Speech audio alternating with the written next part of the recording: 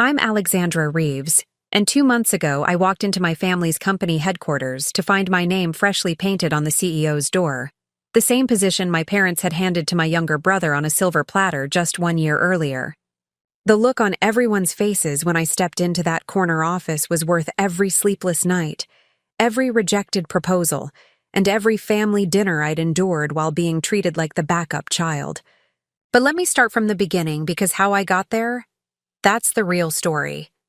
Before we jump back in, tell us where you're tuning in from, and if this story touches you, make sure you're subscribed, because tomorrow, I've saved something extra special for you. Growing up as the eldest child of James and Catherine Reeves meant living with weighty expectations. Reeves Enterprises wasn't just a company, it was our legacy, a third-generation manufacturing firm that my grandfather had built from a small workshop into a regional powerhouse. By the time I was born, the company employed over 300 people and had annual revenues exceeding $40 million. Our family name was on buildings, scholarships, and charity foundations throughout the city. From my earliest memories, dinner conversation revolved around profit margins, market expansions, and strategic acquisitions. While other families discussed movies or vacation plans, we analyzed quarterly reports. My father would bring home stacks of documents, spreading them across our dining room table after plates were cleared, explaining complex business concepts as if they were bedtime stories. "One day, this will all be in your hands," he would tell, me tapping his finger on the company logo. "You need to understand every aspect of this business." I took those words to heart. While my friends were planning their weekends, I was interning in different departments of Reeves Enterprises during school breaks. When I turned 16, I spent my summer vacations learning inventory management, analyzing production inefficiencies, and shadowing floor managers. I absorbed everything, filling notebooks with observations and ideas. My father would review them with a critical eye, occasionally nodding in approval, but more often pointing out flaws in my thinking. "You're getting there, Alexandra," he would say, "but you need to see the bigger picture." Meanwhile, my brother Ethan, 3 years younger, showed little interest in the family business. While I was studying business journals, he was playing video games or hanging out with friends. When I'd earn a reluctant nod from our father for a well-considered suggestion, Ethan would receive effusive praise for simply showing up to a company event. The double standard was obvious, but I attributed it to the heightened expectations placed on me as the presumed successor. I excelled academically, graduating at the top of my class with a double major in business administration and economics. My thesis on sustainable manufacturing practices won a prestigious university award and was published in an industry journal. I declined offers from major consulting firms and top MBA programs, choosing instead to return home and begin my official career at Reeves Enterprises. "I want to learn the business from the ground up," I told my father, expecting him to be pleased with my dedication. He nodded, his expression thoughtful. "That's commendable, Alexandra. We'll start you in operations management. Marcus is retiring next year, so you'll have time to learn under him before potentially taking over that division." It was less enthusiasm than I'd hoped for, but I was determined to prove myself worthy of the legacy I'd been groomed to inherit. Over the next 5 years, I worked tirelessly, arriving first and leaving last, volunteering for challenging projects, and gradually implementing improvements that increased departmental efficiency by 23%. The operations team respected my work ethic and knowledge, though I could sense some reservation about my age and gender in an industry still dominated by men twice my age. When Marcus finally retired, I was prepared to step into his role as operations director. I'd created a comprehensive transition plan and had already been handling most of his responsibilities for months. The promotion seemed a foregone conclusion. The evening before the official announcement, my parents invited me to dinner at Castellini's, an upscale Italian restaurant reserved for special occasions. When I arrived, I found not just my parents, but also Ethan, who had graduated 2 years earlier with a communications degree and had been working half-heartedly in the marketing department. "There's our star," my father announced as I approached. The table. My mother beamed, and Ethan gave me a quick hug before we all sat down. "I ordered the 07 Barolo," my father said, gesturing to the wine being poured. "This calls for a proper celebration." My heart swelled with pride. Finally, all those years of dedication were being recognized.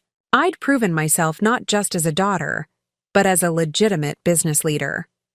"I'll admit," my father continued, raising his glass, "I wasn't sure about this plan at first, but your mother convinced me it was time." We all raised our glasses, and my father turned to Ethan.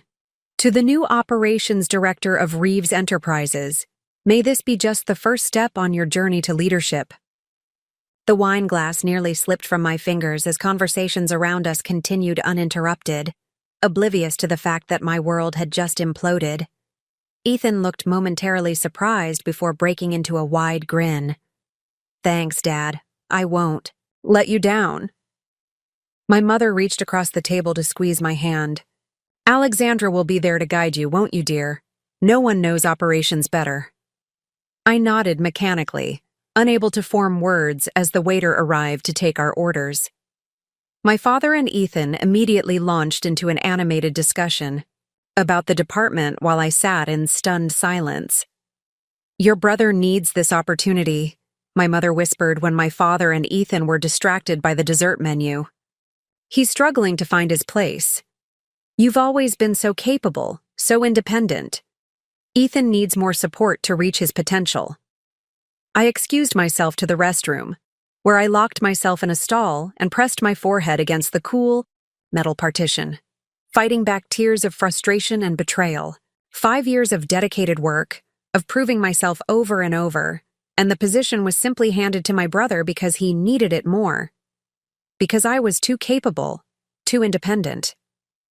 When I returned to the table, my composure restored though. My inside still churned with hurt and anger. The conversation had moved on to plans for restructuring the executive team. "We're thinking about creating a new position," my father was explaining. "Special Projects Manager. Something that would let you utilize your analytical skills across departments, Alexandra.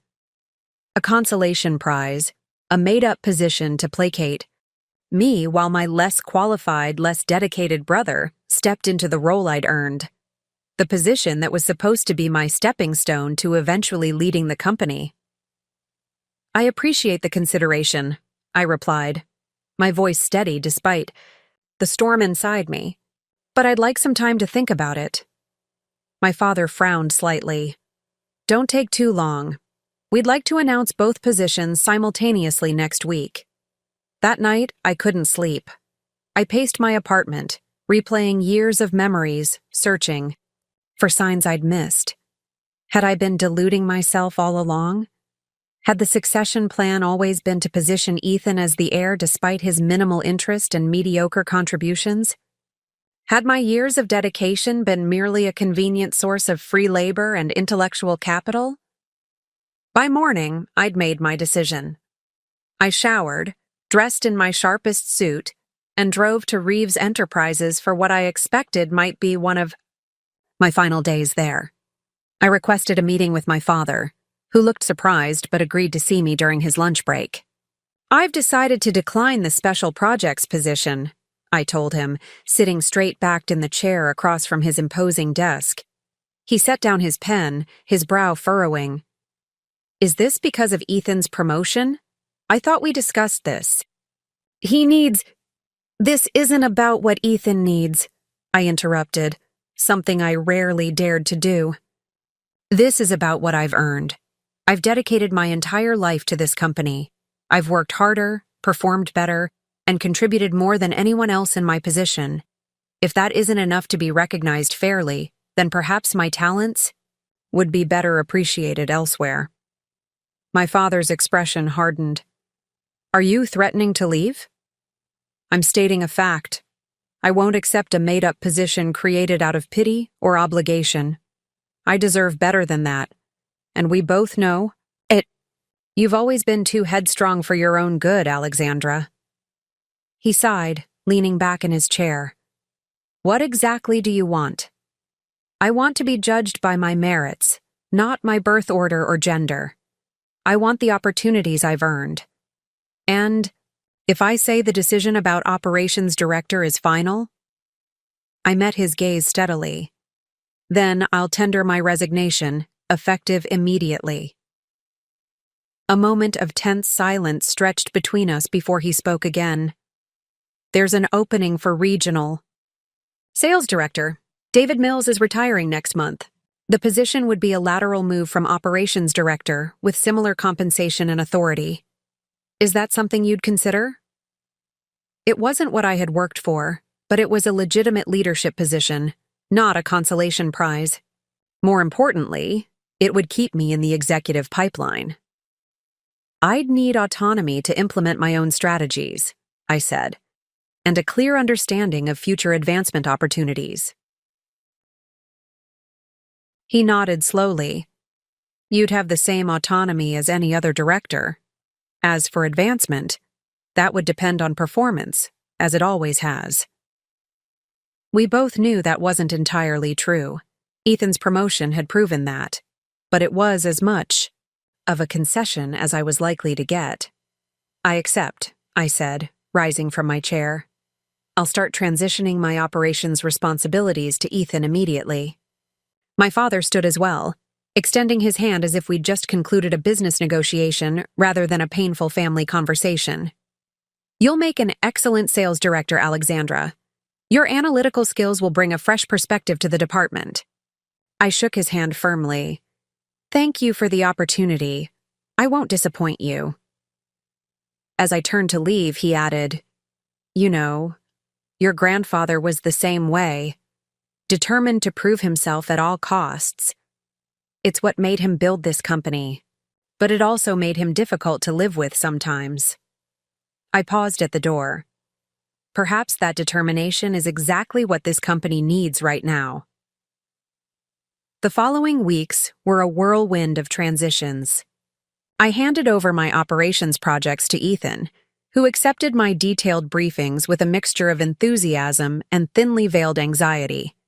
Meanwhile, I immersed myself in sales data, customer histories, and market analyses, preparing to take over from David Mills.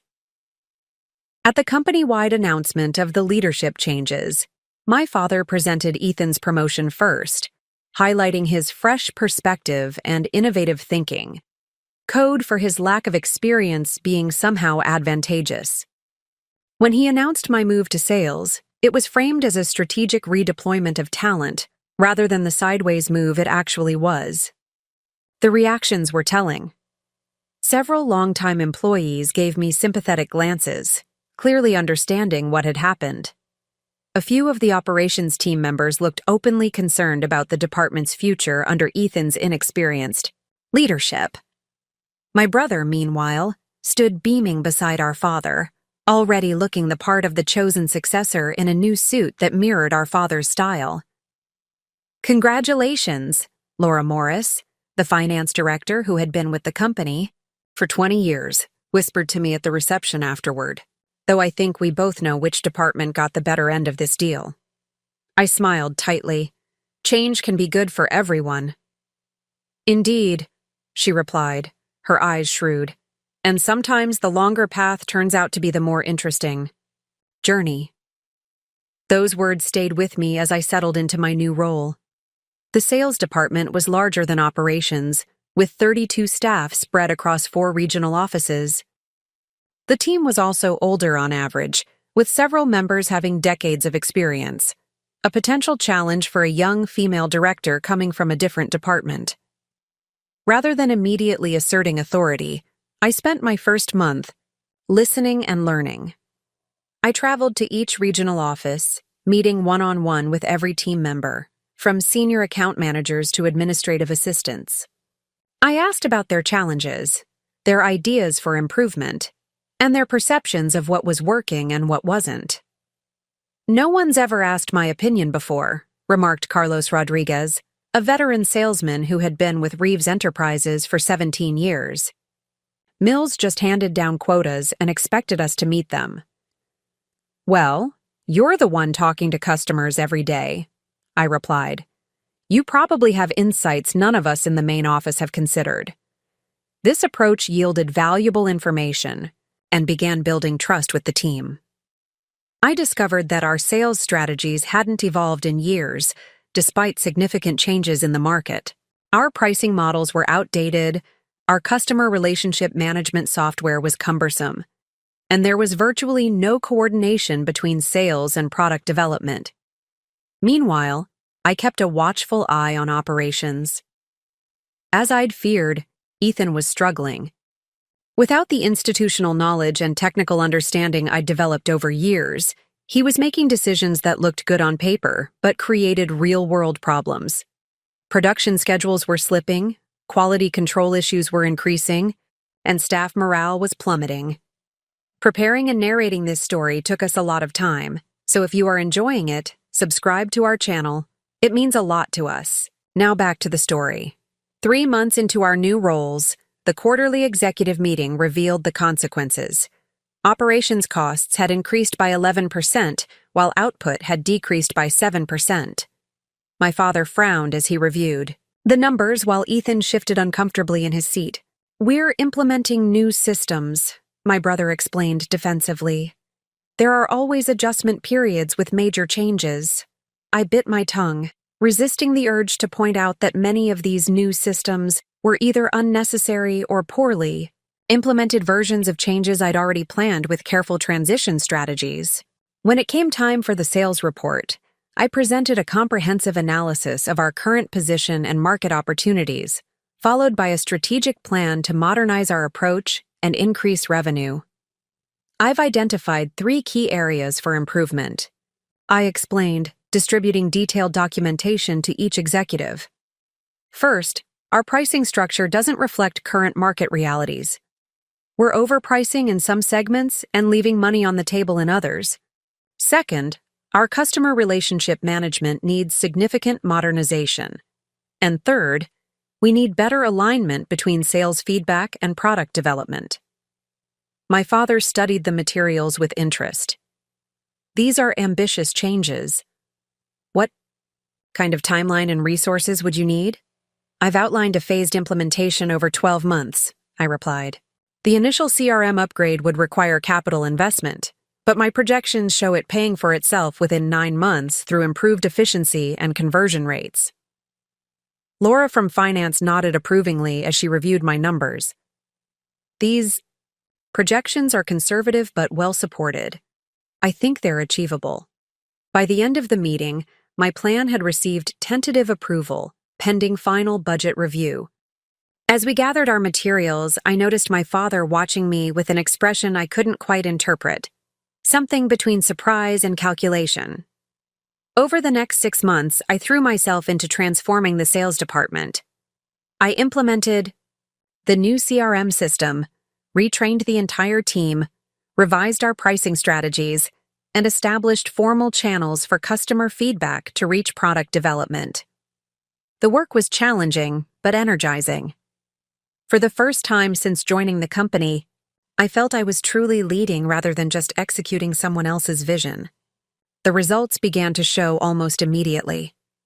Our conversion rate on new leads increased by 22%. Several major clients who had been considering other suppliers renewed their contracts with improved terms. The sales team's morale soared as they embraced the new systems and saw their commission checks grow accordingly. Meanwhile, operations continued to struggle under Ethan's leadership. Production delays were becoming a serious issue, threatening our ability to deliver on the increased sales my department was generating. In executive meetings, the tension was palpable as my brother presented excuses rather than solutions. "Perhaps Alexandra could offer some guidance," my father suggested during a particularly difficult meeting, when a major production failure had caused us to miss a delivery deadline for our largest client, given her background in operations. Ethan's face flushed. "We don't need interference from sales. We're implementing a comprehensive turnaround strategy," It's not interference to collaborate between departments, I countered calmly. The success of this company depends on all divisions working together effectively. My father nodded. Alexandra is right. I want you two to work together on solving these production issues. We can't afford to lose clients because we can't deliver what we're selling. The meeting established a cross-departmental task force, which I would co-lead with Ethan, to address the operational challenges. It was a public acknowledgement of the problems under my brother's leadership and an implicit recognition that my expertise was needed to fix them. As we left the conference room, Laura fell into step beside me. Interesting development, she remarked quietly. Just doing what's best for the company, I replied. She smiled knowingly. Of course, and positioning yourself rather effectively in the process. Well played, Alexandra. I hadn't been consciously playing political games, but I couldn't deny that the situation was evolving in my favor. By excelling in sales while operations faltered under Ethan, I was creating a contrast that was impossible to ignore. The task force would only make that contrast more evident. Over the next 3 months, I devoted extra hours to the task force while continuing to lead sales to record-breaking quarters. I was careful to present all operational suggestions diplomatically, framing them as collaborative ideas rather than criticisms of Ethan's leadership. Nevertheless, as we implemented changes that gradually brought operations back on track, it became increasingly clear to everyone whose expertise was driving the improvements. At home, family dinners became increasingly tense. My parents avoided discussing work, creating artificial conversations about movies none of us had time to watch or vacation plans no one had made. Ethan grew withdrawn, his initial enthusiasm for his director role replaced by defensive irritability. "You're making me look bad on purpose," he accused one evening after my parents had left the dinner table. "I'm doing my job," I replied evenly, "and helping you do yours," when asked. "You've always been like this," he continued, his voice rising. "Always have to be the perfect one, the smart one. You couldn't just let me have this one thing." "This one thing is a multi-million-dollar company with hundreds of employees depending on it," I said, struggling to keep my tone measured. "It's not a trophy to be handed out based on who needs a confidence boost. It's a responsibility." "That's easy for you to say. Everything's always come easily to you." I stared at him, genuinely shocked by his perception. "Easily? I've worked myself to exhaustion for years to get where I am. Nothing was given to me, quite the opposite." "Right, because getting a director position at 30 is such a struggle." He stood abruptly. "You know what? Forget it. You clearly don't get it, and you never will." As he stormed out, I remained at the table, contemplating the gulf between our perceptions. Had Ethan always seen me as someone for whom success came easily, rather than through relentless effort? Had my parents fostered that belief? The thought was both enlightening and deeply saddening. 9 months after our role changes, the annual company performance review revealed the full impact of our divergent leadership styles. Sales had increased revenue by 31%, while reducing costs by 7%. Operations, despite the recent improvements from the task force, showed only marginal gains after months of decline.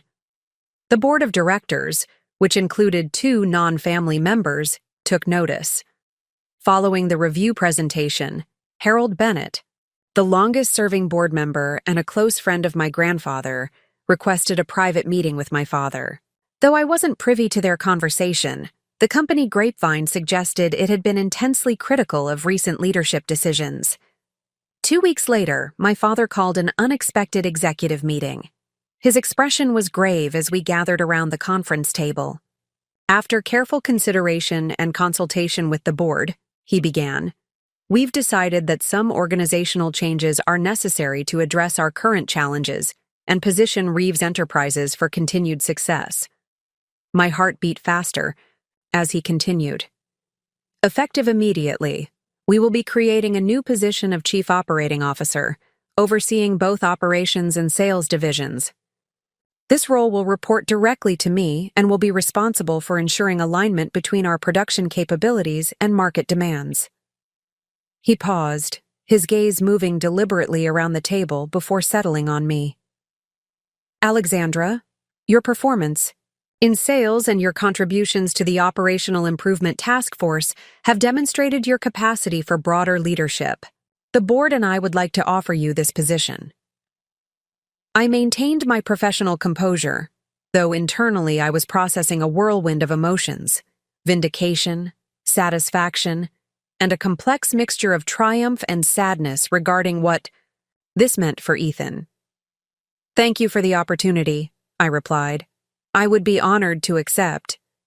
My father nodded, then continued. Ethan will transition to a new role as Director of Strategic Initiatives, focusing on long-term growth projects and corporate partnerships. A diplomatic demotion, a made-up position not unlike what had been offered to me initially, but presented as a strategic move rather than a step down. Ethan's face remained impassive, though the whiteness of his knuckles as he gripped his pen betrayed his true feelings. The meeting continued with discussion of the transition plan, but the significance of what had occurred hung in the air. The succession plan had been tacitly revised. As COO reporting directly to the CEO, I was now positioned as the heir apparent to leadership of Reeves Enterprises. When the meeting concluded, Laura approached me with a knowing smile. Congratulations, Alexandra. A well-deserved promotion. Thank you, I replied. There's a lot of work ahead. Indeed. But something tells me you've been preparing for this for quite some time. As I moved into my new office, larger, with windows overlooking the manufacturing floor, I reflected on the journey that had brought me here. It hadn't been the direct path I'd initially expected. The detour through sales had actually broadened my perspective and skill set in ways that made me a more effective leader than I might have been otherwise. My father stopped by as I was arranging my desk. Settling in? Getting there, I replied. I'm reviewing the integrated production and sales forecasts for next quarter. He nodded, then closed the door behind him, an unusual action that signaled a personal rather than professional conversation. I owe you an apology, Alexandra, he said, taking a seat across from me. I made a mistake last year. I waited, allowing him the space to continue. I thought I was doing what was best for both my children and for the company. I saw your strength, your independence, and I believed you would succeed regardless of the path. Ethan seemed to need the structure, the legacy, more than you did. He sighed heavily. I was wrong. Leadership isn't about who needs the opportunity. More, it's about who can best serve the needs of the organization. It was the closest my father had ever come to admitting a mistake, let alone apologizing for one. I measured my response carefully. I appreciate you saying that. I've never wanted success at Ethan's expense, but I have wanted the chance to earn my place based on merit. You've more than earned it. He stood, straightening his tie in a characteristic gesture. The board is very impressed with your performance. Harold Bennett mentioned that you remind him of my father. Determined, analytical, always 3 steps ahead. I'll take that as a high compliment. As you should. He moved toward the door, then paused. Your grandfather would be proud of you, Alexandra. As am I. As he left, I turned to look out the window at the factory floor below, where workers moved purposefully among machinery that had provided livelihoods for generations of employees. My path to leadership had been neither direct nor easy, but perhaps it had been necessary, forging me through challenge into the leader Reeves Enterprises needed for its next chapter. The real test, I knew, would be the coming months as I implemented my vision for integrating our operations and sales strategies. Success would require not just business acumen but emotional intelligence, including finding a way to rebuild my relationship with Ethan and help him find his authentic place within the company. But those were challenges for tomorrow. Today, I allowed myself a moment to acknowledge how far I'd come, not just professionally, but personally. I had stood my ground, proven my worth, and navigated a painful family dynamic without sacrificing either my principles or my goals. The nameplate on my new office door read, Alexandra Reeves, Chief Operating Officer. It wasn't yet the CEO title, but for the first time since joining Reeves Enterprises, I could see a clear path to that ultimate position, a path I had carved through determination, strategic thinking, and unwavering belief in my own capabilities. My first 6 months as Chief Operating Officer of Reeves Enterprises were a masterclass in organizational transformation. Taking the reins of both sales and operations divisions required not just technical expertise, but diplomatic finesse. I was tasked with integrating 2 departments that had historically operated in silos, all while navigating the complex politics of a family business where my promotion had effectively leapfrogged me over my brother. The manufacturing floor became my second home. I arrived at 5:30 each morning, walking the production lines before most managers had even started their commute. These early hours provided unfiltered insights into operational realities, insights that rarely made it into sanitized reports. I spoke directly with machine operators, maintenance technicians, and floor supervisors, learning about bottlenecks and inefficiencies that had persisted for years beneath the notice of executive leadership. "No one's asked us about this before," remarked Teresa Valdez, a line supervisor with 22 years at the company, as she showed me how a poorly designed workflow caused unnecessary delays. "We've just worked around it." "We're not working around problems anymore," I told her. "We're solving them. I want every issue like this documented and forwarded to my team." Within weeks, we had compiled a comprehensive list of operational inefficiencies, ranked by their impact on productivity and the investment required to address them. I presented this analysis to my father and the board, proposing a strategic improvement plan with projected ROI for each initiative. "This is exactly the kind of systematic approach we need," Harold Bennett commented, nodding approvingly. "Identifying problems is easy. Prioritizing solutions based on data, that's leadership." My father studied the proposal carefully. "The capital expenditure is significant. So is the projected return," I countered. "A 34% improvement in production efficiency within 18 months, with full investment recovery in under 2 years. The board approved the plan unanimously, giving me the mandate and resources to implement real change. It was a decisive victory, but I knew that approval was merely the beginning. Execution would be the true test. Meanwhile, the sales division continued to thrive under the foundation I had established. The regional offices had embraced the modernized CRM system, and customer feedback was systematically funneling into product development. With my new authority as COO, I established weekly integration meetings between sales and operations leadership to ensure alignment between customer needs and production capabilities. The most complex aspect of my new role, however, wasn't the business challenges, but the human dynamics. Ethan's new position as Director of Strategic Initiatives was essentially a face-saving measure, a title without clear responsibilities or authority. He attended executive meetings but rarely contributed, his earlier enthusiasm replaced by thinly veiled resentment. "You've certainly made yourself indispensable," he commented after a particularly successful presentation where I'd outlined our first quarter achievements under the new integration model. His tone made the words less congratulatory than accusatory. "I'm just doing my job, Ethan," I replied quietly. "And I could use your help." He raised an eyebrow skeptically. "Really? The great Alexandra Reeves needs help? That would be a first." I took a deep breath, recognizing that professional arguments wouldn't address what was fundamentally a personal wound. "Yes, I do. You understand this company's culture and history in ways I sometimes don't." And you have relationships with legacy clients that go beyond business transactions? It was true, though perhaps not in the way he interpreted it.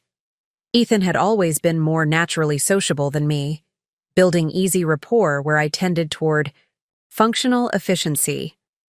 In the right role, that skill could be valuable, if he could move past his bitterness to contribute it. I'm developing a strategic account program for our top 20 clients, I continued. I'd like you to head it up. These are relationships that need personal attention, not just systems and processes. He studied me suspiciously. Is this another made-up position to keep me occupied? No, I said firmly. It's a critical initiative, with real impact on our bottom line. But it needs someone who understands the human side of business, not just the analytical side. That's never been my strength. It is yours. Something shifted in his expression. Not acceptance exactly, but perhaps a willingness to consider. I'll think about it, he said finally, which was more than I'd hoped for. That conversation marked the beginning of a slow, tentative rebuilding of our professional relationship. Ethan did eventually take on the strategic accounts program, approaching it with surprising dedication. The role suited him, drawing on his interpersonal skills while providing clear metrics for success. For the first time since joining the company, he was working in a position aligned with his actual strengths, rather than forced into a leadership template that had been designed with me in mind. Our personal relationship remained strained, however. Family dinners continued to be exercises in artificial conversation, with business topics strictly avoided. Our parents maintained a careful neutrality, though I occasionally caught my father watching our interactions with a troubled expression that suggested he recognized the damage his decisions had caused. 9 months into my tenure as COO, we faced our first major crisis. A fire at our primary component supplier's facility created a potential production stoppage that threatened contracts with our largest customers. The executive team gathered for an emergency meeting at 6 a.m., the day after the fire. We have inventory for approximately 2 weeks of production at current rates, our supply chain director reported grimly. After that, we're looking at a complete shutdown until Meridian can rebuild, or we find alternative suppliers. What about our secondary suppliers? My father asked.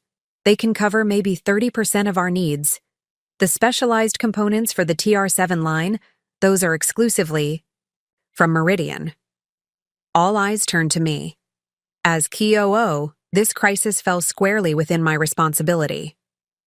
The solution would require coordination between operations, sales, and supplier relations, exactly the integration my role was designed to manage. We need a 3-pronged approach, I said, having already begun formulating a plan during the initial briefing. First, immediate conservation of existing inventory by prioritizing production of our highest margin products. Second, emergency sourcing from alternative suppliers, even at premium prices if necessary. And third, transparent communication with our customers about potential delays. I turned to Ethan. The customer communication is critical.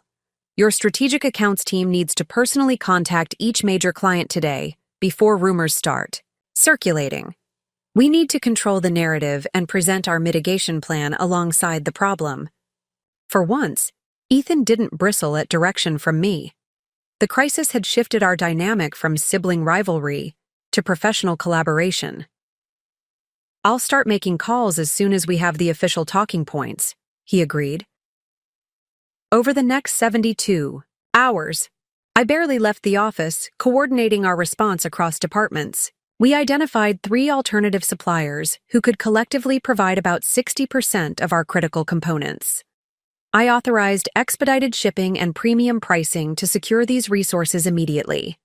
Meanwhile, our engineering team worked on potential design modifications that would allow substitution of more readily available components for the custom Meridian parts. Ethan's team executed the client communication strategy flawlessly.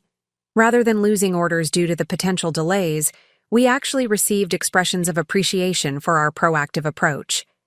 Several clients even offered flexibility on Delivery dates in exchange for priority status once production returned to normal. By the time the crisis had passed, with only a 3-day partial production slowdown rather than the 2-week complete stoppage initially feared, something fundamental had changed in the company's perception of my leadership. I had faced a potentially disastrous situation and navigated through it without panic or hesitation. "That was impressive," my father said simply when we finally had a moment alone after the all-clear meeting. Coming from him, this understated praise carried more weight than effusive compliments from others. "It was a team effort," I replied, giving credit where it was due. "Ethan's client management was particularly effective." He nodded thoughtfully. "You work well together when the circumstances demand it. That's something to build on." The crisis response became a turning point for Reeves Enterprises. The operational integration I had championed proved its value under pressure, demonstrating resilience that many of our competitors lacked. In the industry-wide supply chain disruption that followed the Meridian fire, we emerged relatively unscathed while several rivals suffered significant losses. This success accelerated the implementation of my broader integration strategy. Departments that had previously resisted collaboration now embraced it, having seen the tangible benefits during the crisis. The data-driven decision-making process I had established became standard practice throughout the organization. My days developed a rhythm: early mornings on the production floor, mid-mornings with the sales team, afternoons for strategic planning and problem-solving. I instituted monthly town halls where employees from all levels could ask questions directly to executive leadership, breaking down the hierarchical communication structure that had existed for generations. "Your grandfather would have hated these meetings," Laura commented after one particularly lively town hall where a junior engineer had directly challenged a long-standing production protocol. "He believed leadership should be respected, not questioned." "Respect should be earned through dialogue, not distance," I replied. "The best ideas can come from anywhere in the organization." As my 1-year anniversary as COO approached, the results of these changes became undeniable. Productivity had increased by 22%, sales were up 17%, and employee satisfaction scores had reached their highest levels in the company's history. The TATIACH board was unanimously supportive of my leadership, with Harold Bennett becoming my most vocal advocate. "Alexandra has transformed this company," he declared during a quarterly board meeting. "We're seeing integration and innovation that I wouldn't have thought possible a year ago."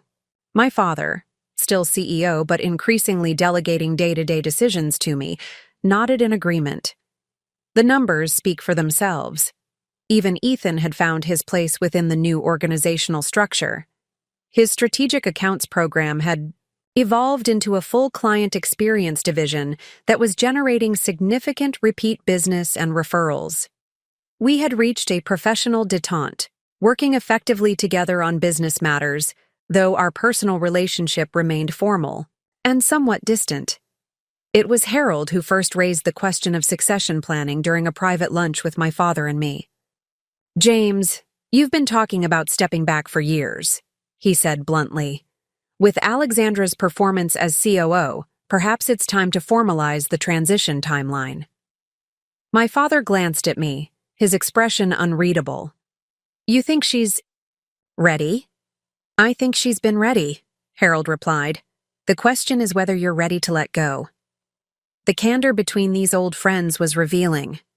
My father had always presented himself as eager to pass the torch once the right successor was prepared. Harold's comment suggested a different reality, that perhaps my father's hesitation had been less about my readiness and more about his own reluctance to relinquish control.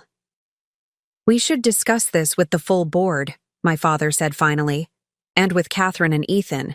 This is a family business after all."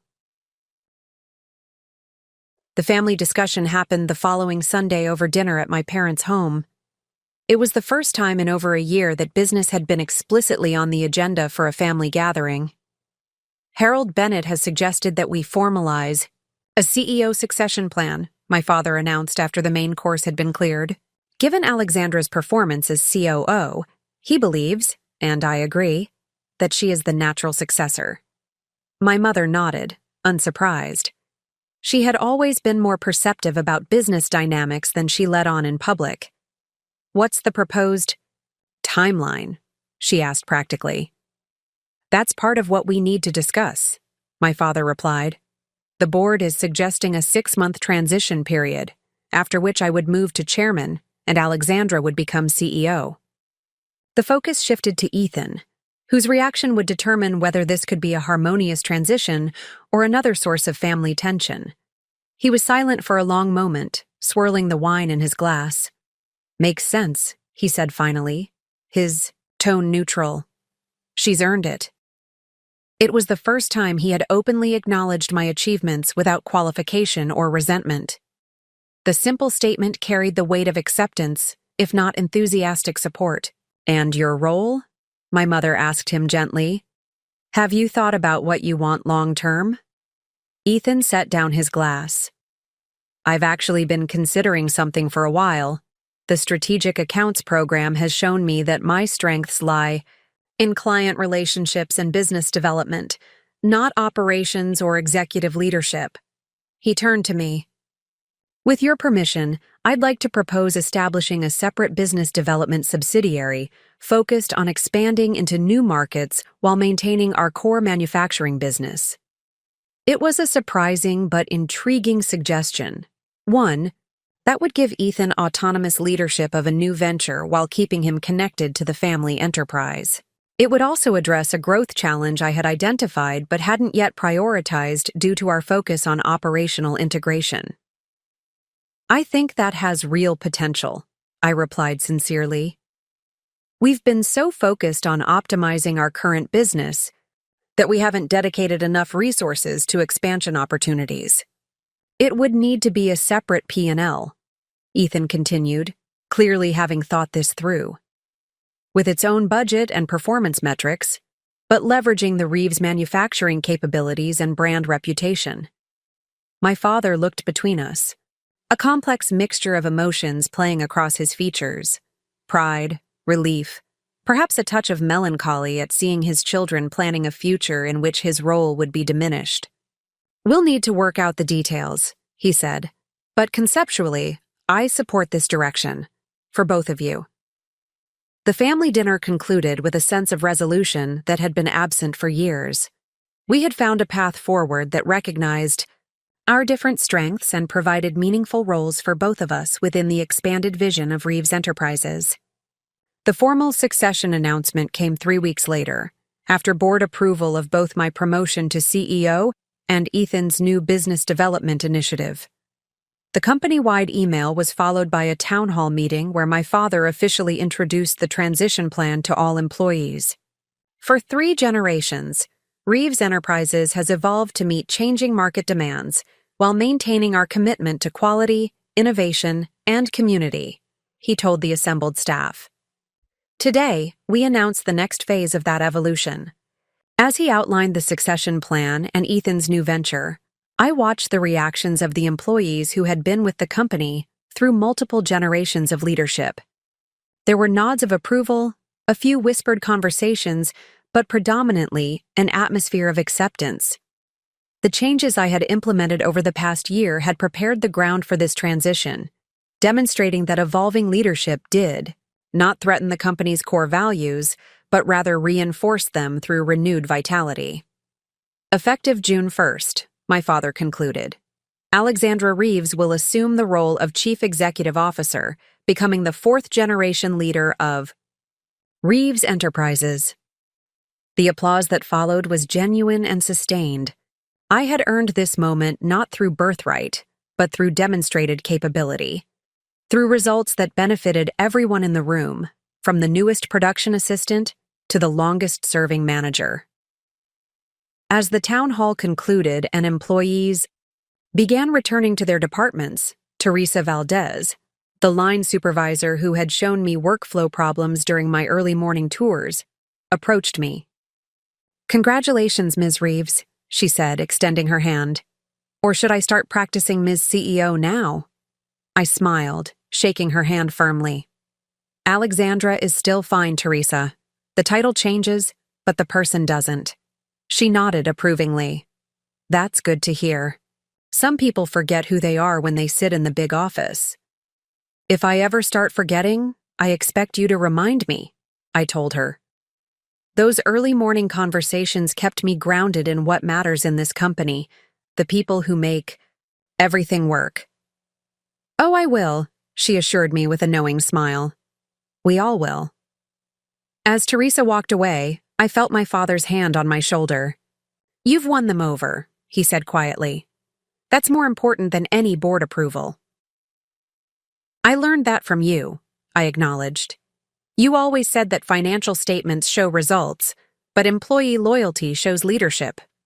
He smiled, a rare moment of unguarded emotion. I said it. You embodied it. He glanced around the emptying auditorium. I should have seen it sooner. It was the closest he would come to explicitly acknowledging his earlier mistake in favoring Ethan. But it was enough. We had moved beyond recrimination to reconciliation, not through dramatic confrontations, but through the steady accumulation of results that made the correct path forward undeniable. The transition period passed in a whirlwind of planning meetings, legal document preparations, and strategic alignment sessions. I worked closely with my father to ensure continuity while also preparing my own initiatives to launch once I officially took the helm. Ethan was equally busy establishing the framework for his business development subsidiary, which would officially launch concurrent with my CEO appointment. Throughout this period, I maintained my early morning factory floor routine, my monthly town halls, and my open-door policy for employees at all levels. These practices had built the foundation of my leadership credibility, and I was determined that the CEO title would not create distance between me and the operational realities of our business. Finally, June 1st arrived. I dressed with particular care that morning, selecting a charcoal gray suit that projected authority without ostentation. As I fastened my grandmother's pearl earrings, a gift from my mother for this occasion, I thought about the journey that had brought me to this day. The path had not been direct or easy. There had been detours, obstacles, and painful confrontations. I had been underestimated, sidelined, and forced to prove myself repeatedly in ways that others might not have been. But each challenge had strengthened my capabilities and clarified my vision for what Reeves Enterprises could become. When I arrived at the office, there was a small crowd gathered in the executive wing. As I approached, they parted to reveal my father standing beside my new office door, the CEO's office that had been his domain for nearly 3 decades. We thought a small ceremony was appropriate, he explained, gesturing to the assembled executive team, board members, and family. My mother stepped forward, squeezing my hand encouragingly. Even Ethan was present, standing slightly apart, but nonetheless there to witness this moment. My father turned to the door, where a maintenance worker waited with a new nameplate.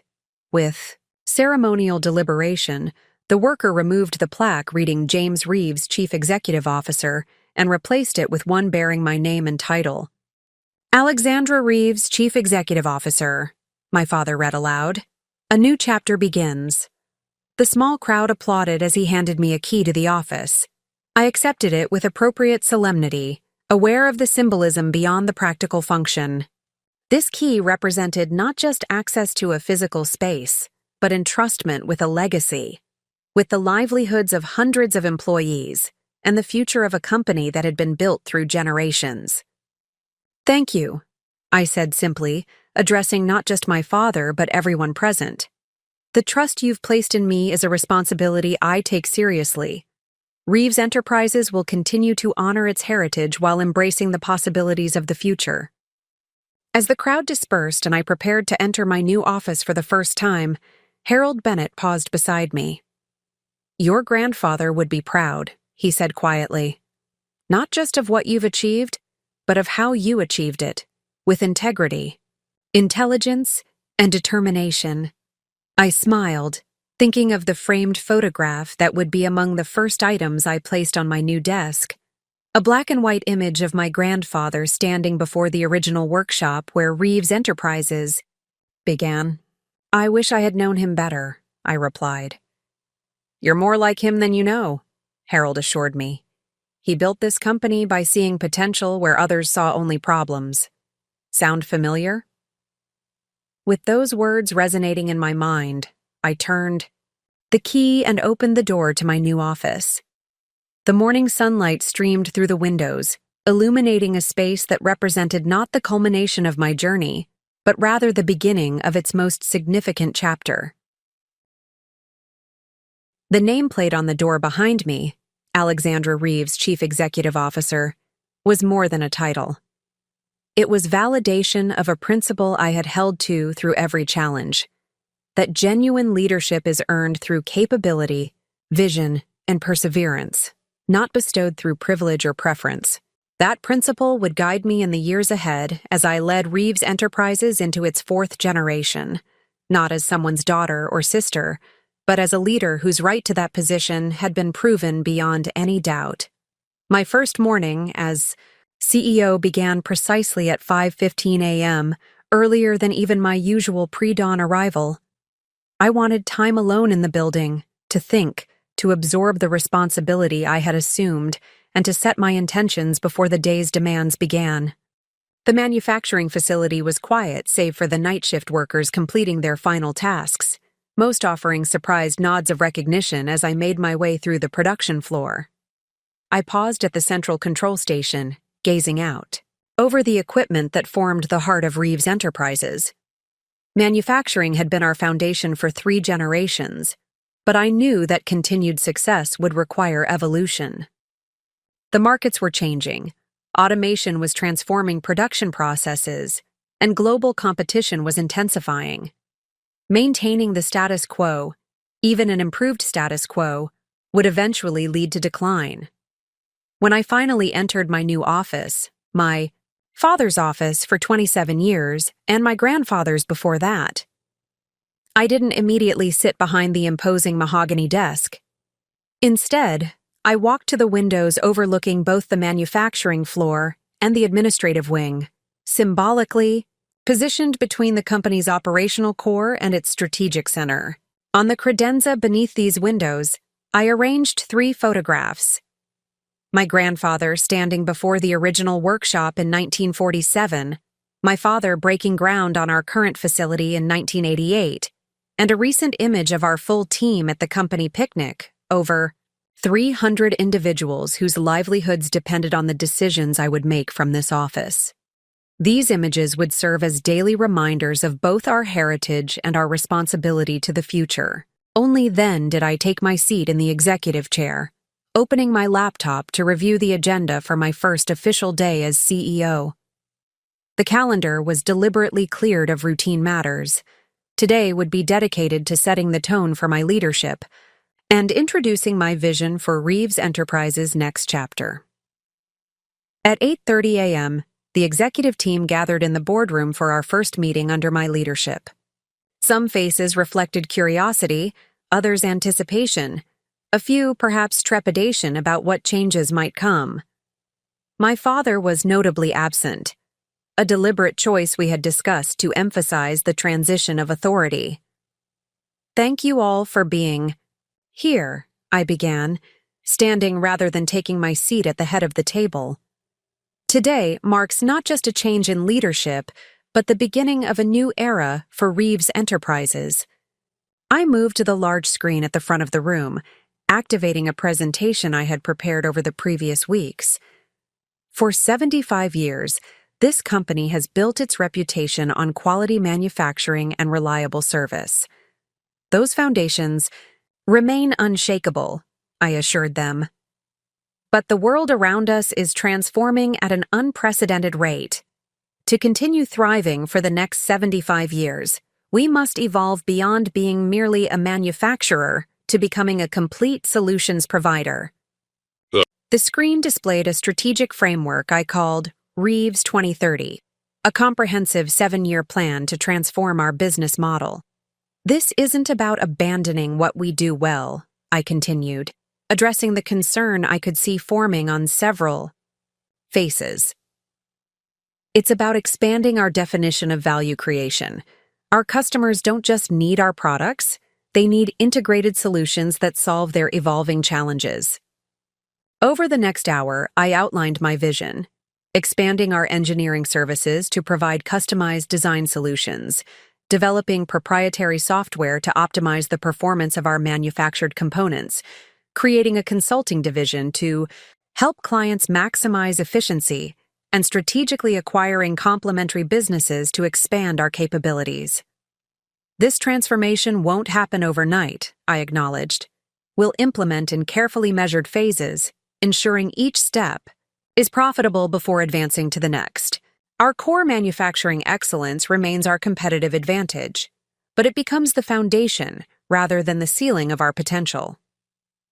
When I finished the presentation, I invited questions and feedback. The responses reflected the diverse perspectives around the table, enthusiasm from some, cautious support from others, and thoughtful challenges from a few. This represents significant diversification, noted our CFO, Martin Wells. The capital requirements and risk profile are substantially different from our traditional model. You're absolutely right, I agreed, which is why we'll start with the lowest capital, highest margin expansions first, engineering services and software development. These build directly on existing capabilities while requiring minimal fixed asset investment. Laura from finance leaned forward.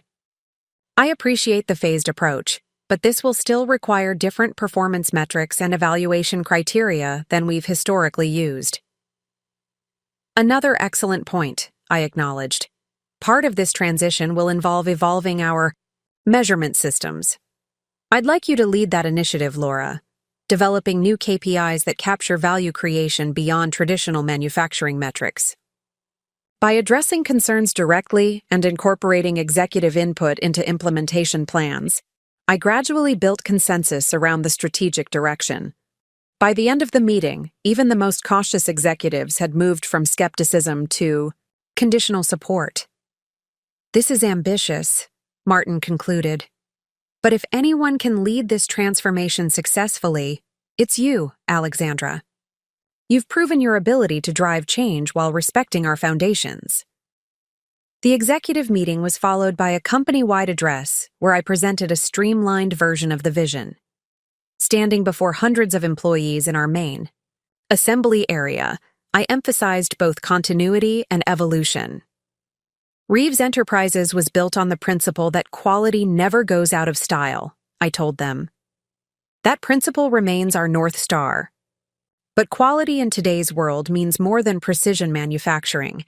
It means comprehensive solutions, innovative thinking, and partnership with our customers through their own evolving challenges. I was careful to address the natural concerns about job security and changing roles. This expansion creates new opportunities for everyone in this company. We'll invest in training programs to help interested team members develop new skills.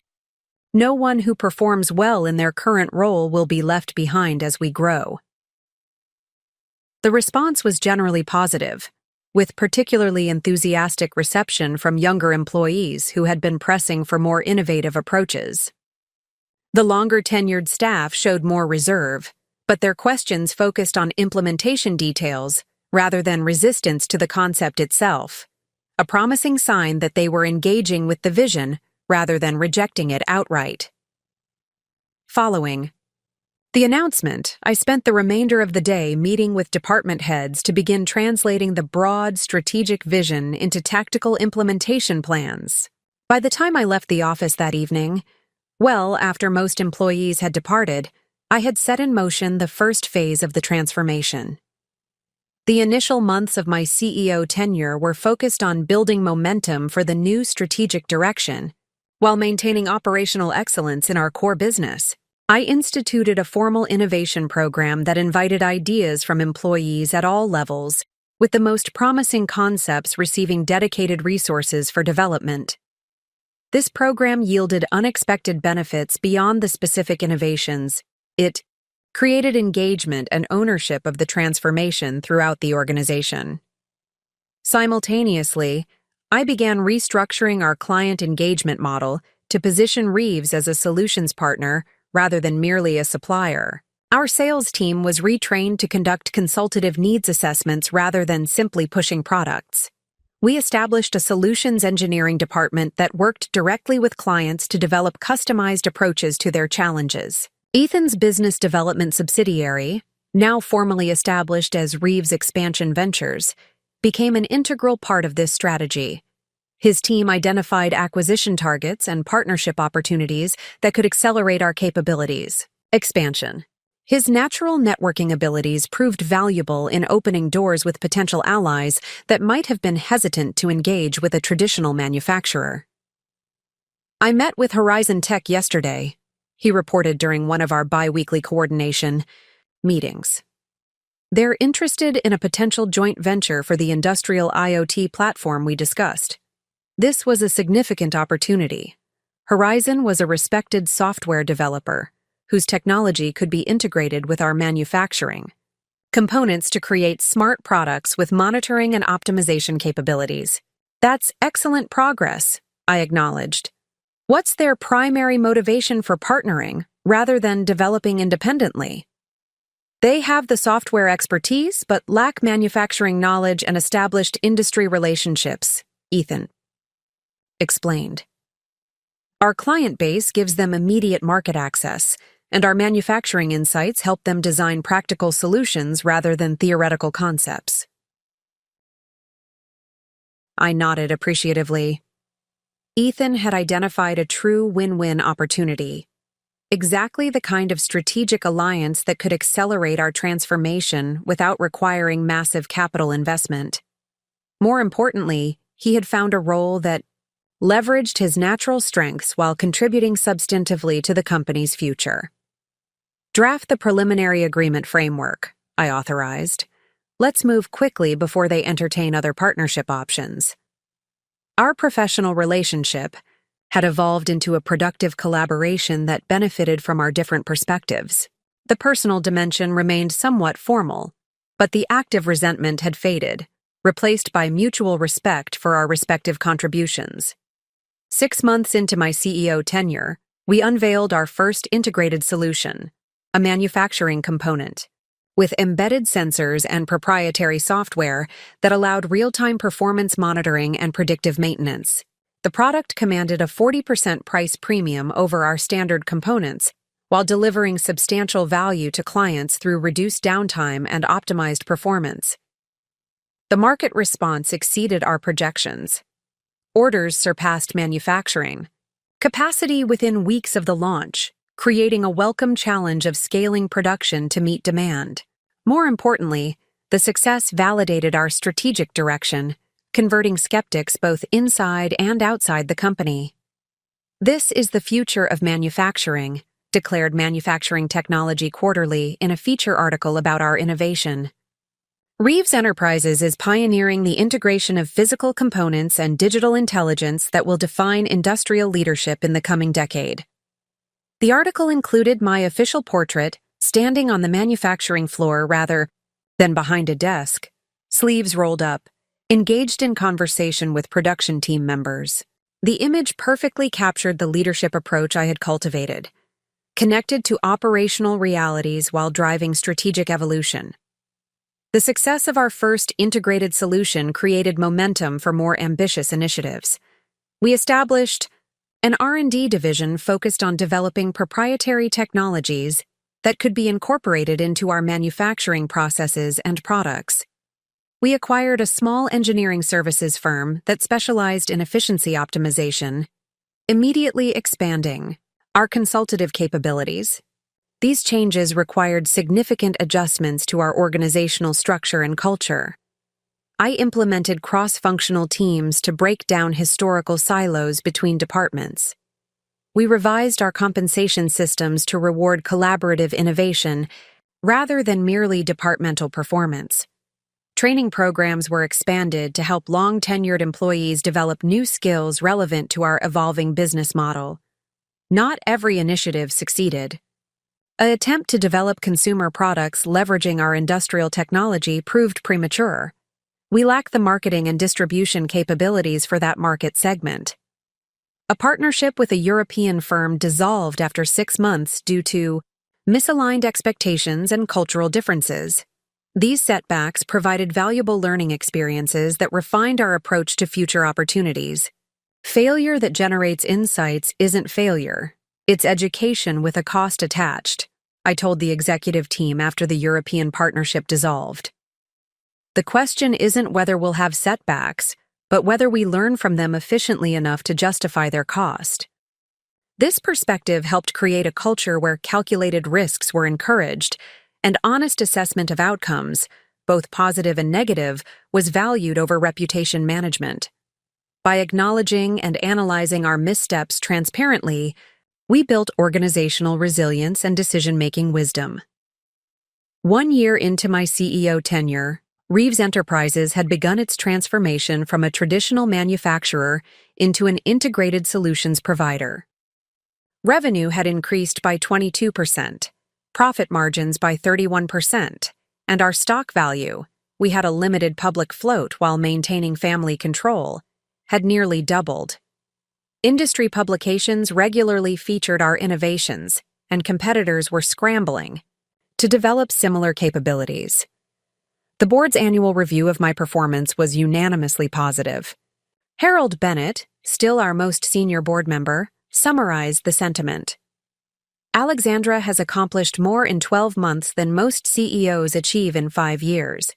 She has honored our heritage while boldly advancing our future.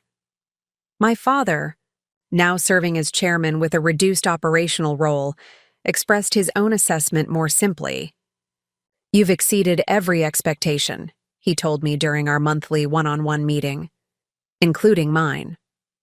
Coming from him, this acknowledgement carried special significance.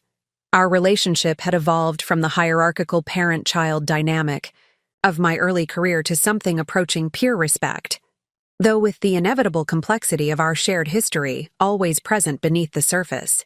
Despite these successes, I was increasingly aware of an emerging challenge that threatened our continued transformation. Our physical infrastructure, manufacturing facilities, equipment, and systems had been designed for traditional production, not for the integrated solutions we were developing. We were adapting existing resources as effectively as possible, but these adaptations would eventually limit our growth potential. After extensive analysis and consultation with operations leaders, I developed a proposal for the largest capital investment in company history, a new manufacturing and innovation campus that would incorporate state-of-the-art production technologies, collaborative workspace for our expanding engineering and software teams, and dedicated facilities for client co-creation sessions. The estimated investment was substantial, nearly $180 million, representing a significant portion of our available capital and requiring additional financing. The proposal would need board approval, with my father's support particularly crucial, given the scale of the commitment. I prepared meticulously for the presentation, developing comprehensive financial projections, risk mitigation strategies, and phased implementation plans. The morning of the board meeting, I arrived at the office before dawn, reviewing my materials one final time before the high-stakes discussion. To my surprise, I found my father already in the boardroom, reviewing printed copies of my proposal, with a focused expression.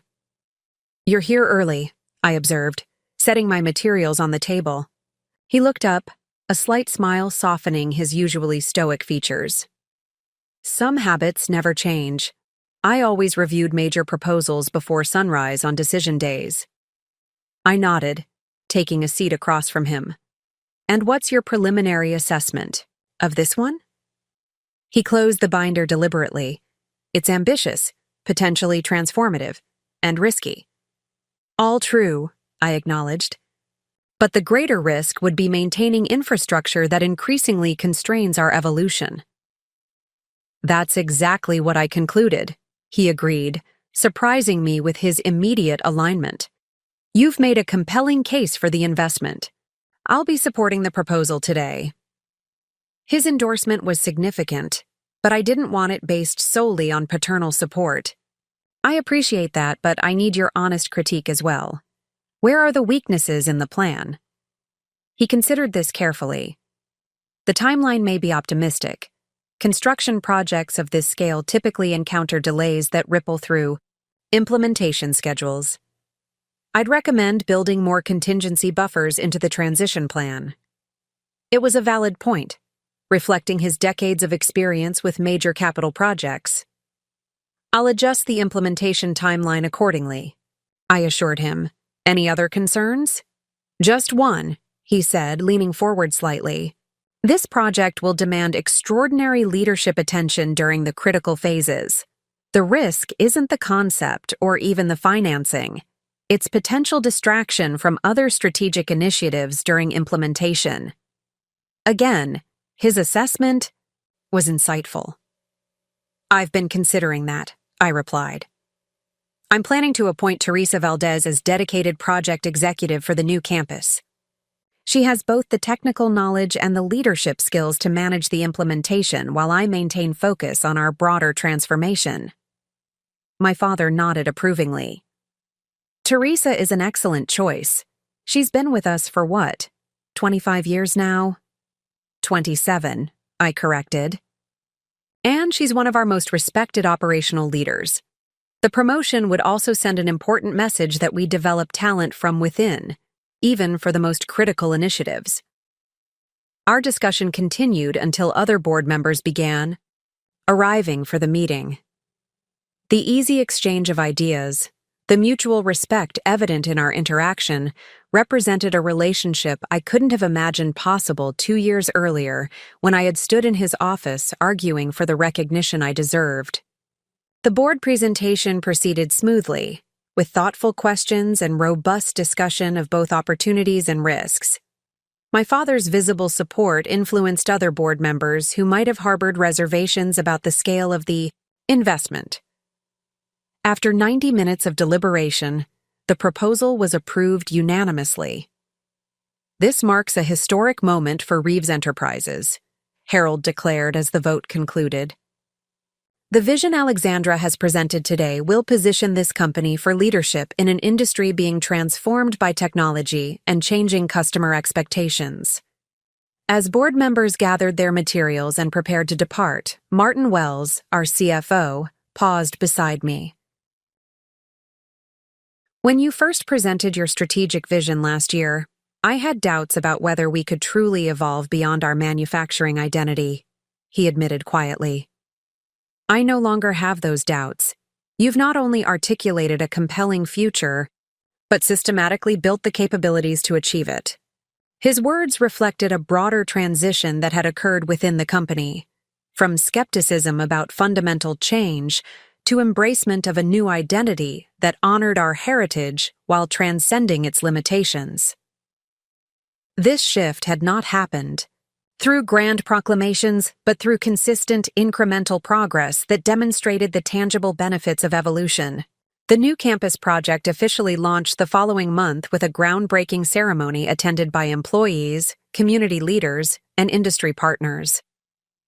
Standing before the assembled crowd, shovel in hand, I felt the weight of both history and future possibility. For 76 years, Reeves Enterprises has adapted to changing markets while maintaining unwavering commitment to quality and innovation, I told the gathering. Today, we break ground not just on a new facility, but on the next chapter of that continuing story. My father and Ethan stood nearby, each representing different aspects of our company's identity, its heritage, and its emerging opportunities. The symbolism wasn't lost on longtime employees or industry observers. What had once been a fractured family leadership picture had evolved into a unified team with differentiated but complementary roles. As construction began on the new campus, our business transformation continued to accelerate. The joint venture with Horizon Tech, championed by Ethan, launched a platform that integrated our manufacturing components with advanced analytics software, creating unprecedented value for industrial clients. Our engineering services division expanded to include sustainability consulting, helping clients reduce environmental impact while improving operational efficiency. 18 months into my CEO tenure, Reeves Enterprises was featured on the cover of Industry Innovation magazine, under the headline, Manufacturing Reimagined: How Alexandra Reeves is Transforming a Traditional Family Business into a Solutions Powerhouse. The article traced our journey from conventional manufacturer to integrated provider, highlighting both the strategic vision and the implementation discipline that had enabled our transformation. It included interviews with employees at various levels, clients who had benefited from our evolving capabilities, and industry analysts who positioned us as a model for traditional businesses navigating technological disruption. The most remarkable aspect of Reeves's transformation, the article concluded, is how it has occurred without sacrificing the quality foundation on which the company built its reputation. Under Alexandra Reeves's leadership, evolution and heritage have proven complementary rather than contradictory, a lesson for family businesses everywhere.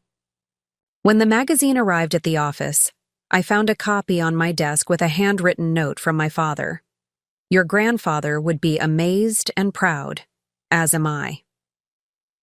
The simple words represented complete closure of the painful chapter that had begun.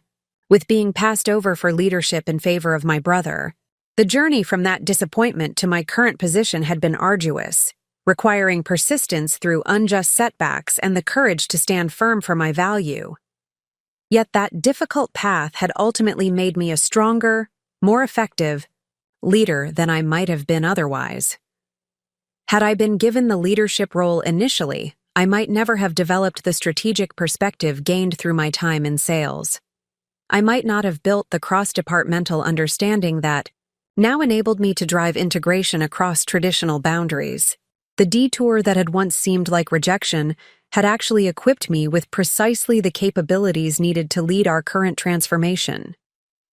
2 years after assuming the CEO role, with construction of our new campus nearing completion, I stood on the rooftop of the nearly finished Innovation Center, surveying what we had built, not just physically, but organizationally.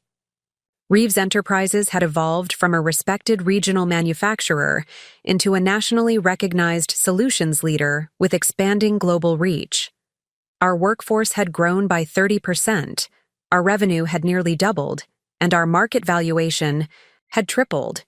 More importantly, we had created a company positioned to thrive through ongoing technological disruption rather than being marginalized by it. We had transformed our identity and capabilities while maintaining the quality foundation and values established through 3 previous generations.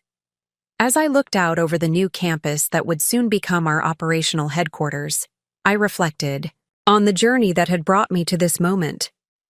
The path had not been straightforward or easy. It had required perseverance through unfair treatment, courage to challenge established expectations, and the resilience to transform setbacks into opportunities. That challenging journey had taught me that leadership is earned not through title or position but through vision, capability, and determination. It had shown me that true success comes not from external validation but from creating genuine value, and perhaps most importantly, it had demonstrated that the most meaningful achievements often emerge from our greatest disappointments when we refuse to be defined by them. The new manufacturing facility gleamed in the afternoon sunlight, its modern architecture embodying the balance we had struck between heritage and innovation. Within those walls, hundreds of employees would soon be creating solutions that extended far beyond what previous generations of Reeves leadership had imagined possible. My name might be on the CEO's door, but the transformation we had achieved was the product of collective effort, of an organization willing to evolve while honoring its foundations. My role had been to articulate a compelling vision and create the conditions for that evolution to occur, but the journey had been shared by every member of our team. As I turned to descend from the rooftop, I caught sight of the original Reeves manufacturing building in the distance. the facility where my grandfather had established our reputation for quality, where my father had expanded our production capacity, and where I had begun my own journey from overlooked potential to recognized leadership. The contrast between that traditional structure and our new innovation campus visually represented the transformation we had achieved, not abandoning our past, but building upon it to create a future with expanded possibilities. The company name remained the same, but its capabilities, market position, and potential had been fundamentally reinvented. In that moment of reflection, I realized that the most significant transformation had not been in our business model or facilities, but in our understanding of what Reeves Enterprises could become. We had moved beyond the constraints of tradition without sacrificing the values that gave that tradition meaning. We had proven that respect for heritage and embrace of innovation could coexist productively. The difficult path I had traveled to leadership had prepared me uniquely for this transformation. The challenges that had once seemed unfair had actually equipped me with perspectives and capabilities I might never have developed through a more direct route to authority. What had appeared to be rejection had ultimately been preparation for a more expansive vision than might otherwise have been possible. As I rejoined the project team on the main floor, Teresa Valdez approached with the day's construction update. "We're still on schedule for the official opening next month," she reported proudly, "and under budget by nearly 2%. "Excellent work," I acknowledged. "You've managed this project extraordinarily well, Teresa." She smiled, gesturing around at the nearly completed space. "It's been the opportunity of a lifetime, from line supervisor to leading the largest project in company history. Not a journey I could have imagined when I started here." "The best journeys rarely follow predictable paths," I replied, thinking of my own circuitous route to leadership. "It's the unexpected turns that often lead to the most worthwhile destinations." Teresa nodded thoughtfully. "That's been true for Reeves Enterprises under your leadership. We've taken turns I don't think anyone anticipated, but we've arrived somewhere better than where we started." Her assessment captured precisely what we had achieved collectively, a transformation that honored our heritage while transcending its limitations, creating a company prepared not just to navigate the future, but to help shape it.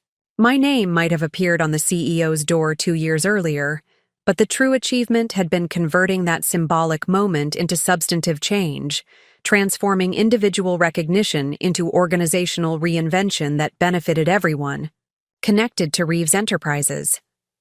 That journey from personal vindication to collective transformation represented the essence of authentic leadership. The official opening of our new innovation campus marked the beginning of what would prove to be the most challenging chapter of my leadership journey. Standing before the assembled crowd of employees, board members, clients, and community leaders, I felt a profound sense of accomplishment as I cut the ceremonial ribbon spanning the entrance to our state-of-the-art facility. Today we celebrate not just a new physical space, but a new era for Reeves Enterprises, I declared. These buildings represent our commitment to leading through innovation rather than merely responding to change. Every aspect of this campus has been designed to facilitate collaboration, creativity, and forward-thinking solutions for our clients' evolving challenges. The campus truly was impressive. 375,000 square feet of integrated manufacturing, engineering, and administrative space incorporating the latest sustainable building technologies. Natural light flooded the interior through strategically placed skylights and glass walls. The manufacturing floor featured flexible production cells rather than fixed assembly lines, allowing rapid reconfiguration for different product requirements. The Innovation Center included interactive client spaces where our teams could co-create solutions with customers. This campus will serve as our operational headquarters for decades to come, I continued. But its true significance lies not in the physical structure, but in what it enables us to become, a company constantly reinventing itself while maintaining the quality and reliability that have defined Reeves Enterprises for over 75 years. The event concluded with guided tours showcasing the facility's advanced features. The response was universally positive, with clients particularly impressed by the dedicated collaboration spaces and the transparent views into our manufacturing processes, physical manifestations of our evolution from closed system manufacturer to open innovation solutions partner. Little did I know that this moment of triumph would soon be followed by an unprecedented test of our transformation and my leadership. The first signs of trouble appeared just 6 weeks after the grand opening. Martin Wells, our CFO, requested an urgent meeting to discuss preliminary third-quarter financial projections. "We're seeing concerning trends in the numbers," he explained, sliding a report across my desk. "Raw material costs have increased by 17% in the past 60 days, significantly beyond our contingency planning. Simultaneously, 3 major clients have delayed implementation of integrated solution projects, citing economic uncertainty." I studied the figures carefully. The combination of rising costs and delayed revenue presented a genuine challenge to our quarterly performance expectations. After 2 years of exceeding projections, we were facing the possibility of our first significant miss since I'd assumed leadership. "What's driving the materials cost increase?" I asked. "Multiple factors converging simultaneously," Martins replied. "Trade tensions affecting import costs, supply constraints in key materials markets, and weather events disrupting transportation networks. Our procurement team believes these are temporary disruptions, but they're unlikely to resolve within the current quarter." I nodded, considering implications. "And the project delays. Are clients canceling or merely postponing?" "Postponing, according to the account teams. All 3 companies report strong interest in proceeding, but have implemented temporary capital expenditure freezes due to economic forecasts." This was potentially more concerning than the cost increases. If broader economic headwinds were affecting client investment decisions, we could face more widespread project delays. Our transformation strategy depended on continued adoption of our integrated solutions to offset the higher operational costs associated with our new capabilities and facilities. "Let's convene the executive leadership team this afternoon," I decided. "We need to develop a coordinated response to both challenges." The meeting revealed the full complexity of our situation. Beyond the immediate cost pressures and revenue delays, our intelligence suggested competitors were preparing aggressive pricing strategies to capitalize on market uncertainty, potentially further squeezing our margins and delaying client commitments. "We're facing a perfect storm," Laura observed. "Cost increases on one side, revenue compression on the other, and competitive pressures amplifying both challenges." I listened carefully as each executive outlined impacts from their perspective. The situation was concerning, but not dire. We had built sufficient reserves to weather temporary turbulence.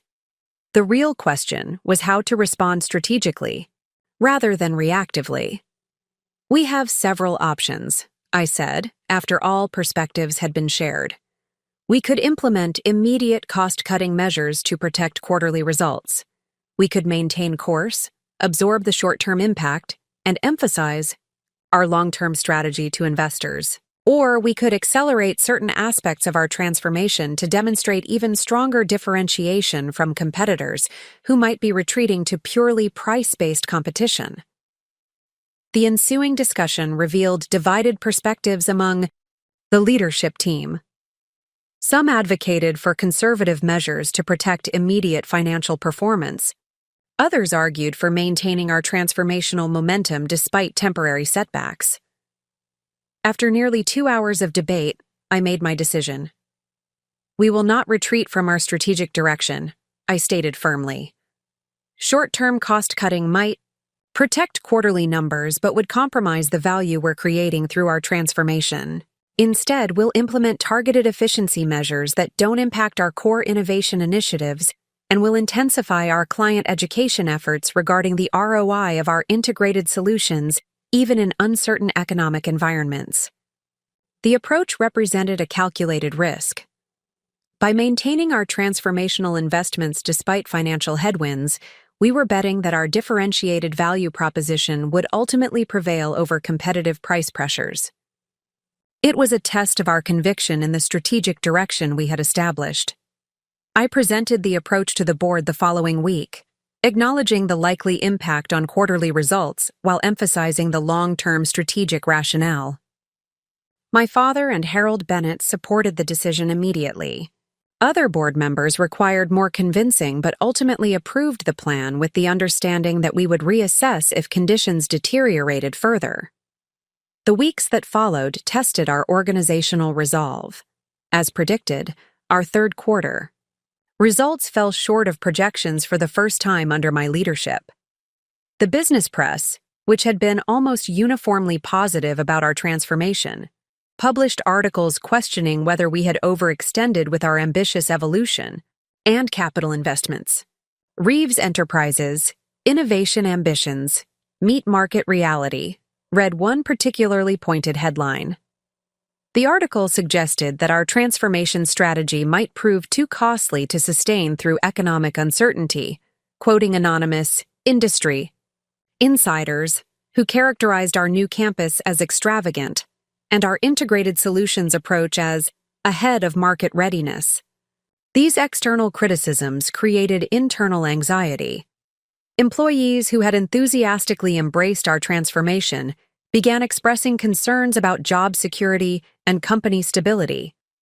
Middle managers reported increasing difficulty maintaining team focus amid rumors and speculation. Rather than hiding from these challenges, I addressed them directly. I instituted weekly town hall meetings where I shared transparent updates on our situation, acknowledged legitimate concerns, and reinforced our strategic rationale. I made myself visible throughout the organization, spending time on the manufacturing floor, in engineering labs, and with sales teams to demonstrate engaged leadership through difficulty. Transformations are never linear, I reminded the assembled staff during one particularly crucial town hall after our quarterly results announcement. We're navigating temporary turbulence, but our destination remains clear. The worst decision we could make now would be abandoning our strategic direction, just as market conditions are validating its importance. I pointed to emerging data showing that while overall industry spending was indeed contracting, investment in integrated solutions was actually increasing as a percentage of total expenditures. Clients were becoming more selective about investments, but prioritizing those that delivered comprehensive value rather than merely incremental improvements. This is precisely the market evolution we positioned ourselves to address, I explained. Conventional manufacturers competing primarily on product specifications and price will face increasing pressure in this environment. Our transformation into a solutions provider creates sustainable differentiation that becomes more valuable, not less, during economic uncertainty. My transparency and consistent messaging gradually rebuilt confidence within the organization. The fact that we implemented efficiency measures without resorting to layoffs or major project cancellations demonstrated both our commitment to our strategy and our financial resilience despite temporary challenges.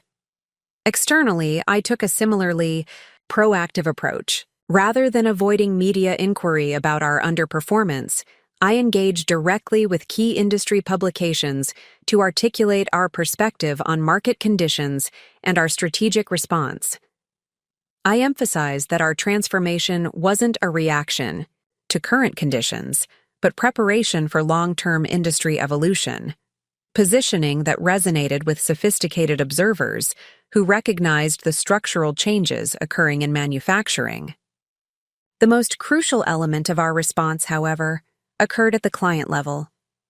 I personally joined key account teams for strategic review sessions with our largest clients, demonstrating executive commitment to their success and gathering unfiltered feedback about their evolving needs during uncertain conditions.